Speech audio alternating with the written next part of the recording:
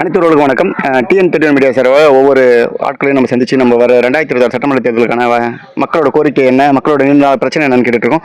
அப்படி இப்போ நம்ம தோழர் இருக்காரு, அவர்கிட்ட சில கேள்வி கேட்பாங்க. வணக்கம், உங்கள் பேர் என்ன? வணக்கங்க, நான் கருணா மணிகண்டன். நான் பார்த்தீங்கன்னா தமிழக வாழ்மை கட்சியோட குறிஞ்சிப்பாடி கிழக்கு ஒன்றிய செயலராக இருக்கேன். நான் இந்த மண்ணின் மைந்தர். நான் இப்போ இருக்கிறது நொச்சிக்காடு, எனக்கு சொந்தமான ஊர்.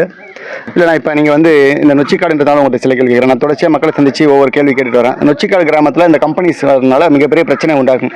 அதை முன்னிறுத்தி நீங்கள் ஏதாவது ஆர்ப்பாட்டம் போராட்டம் ஏதாவது எடுத்துருக்கீங்களா?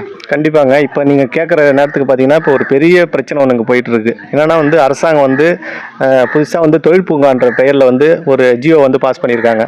அது பார்த்தீங்கன்னா ஏற்கனவே நம்ம சிப்காடு பகுதி உங்களுக்கு தெரியும், நிறைய பொல்யூஷன், இங்கே மக்கள் வாழ்றதுக்கே தகுதி இல்லாத ஏரியான்ற மாதிரி ஒரு ரெட் அலர்ட் கொடுத்துருக்காங்க.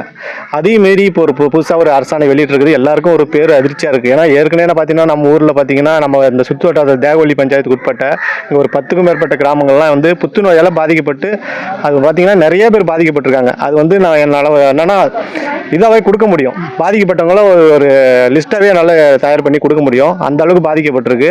மேலும் பார்த்தீங்கன்னா இந்த பகுதி, இந்த குடிகாடு தேவவள்ளி, இந்த 2 பஞ்சாயத்துக்கு உட்பட்டு தான் 1000 ஏக்கரை கையகப்படுத்த போகிறதா சொல்கிறாங்க. இந்த இடம் பார்த்தீங்கன்னா ஒரு சொர்க்க பூமி தான் சொல்லணும். நான் இங்கே கம்பெனியே ஒரு பக்கம் இருந்தாலும் நாங்கள் ஆறுக்கும் கடலுக்கும் நடுவில் இருக்கோம். ஒரு தீவு போல தான் இருக்கும். ஆனால் எங்களுக்கு இயற்கையாகவே எங்களுக்கு இயற்கை பொழிந்த ஒரு அழகிய கிராமம் எங்கள் ஏரியா. இங்கே குடி தண்ணீர் பார்த்தீங்கன்னா ஒரு 25 அடியில் எங்களுக்கு கிடைக்கும். அது அப்போ பார்த்தீங்கன்னா விவசாயம் முழு நேரம் விவசாயமாக வெட்டி வேறு நாங்கள் பண்ணிகிட்டு இருக்கோம், முந்திரி பண்ணிகிட்டு இருக்கோம். இதெல்லாம் இருந்தும் தெரிஞ்சும் இன்றைக்கி பார்த்தீங்கன்னா கோடிக்கணக்கில் வெளியில் ஏற்றுமதி பண்ணிகிட்டு இருக்காங்க. எங்கள் ஊரில் வெட்டி வேர் மட்டுமே ஒரு நாளைக்கு கோடிக்கணக்கில் வெளியில் ஏற்றுமதி பண்ணிக்கிட்டு இருக்காங்க.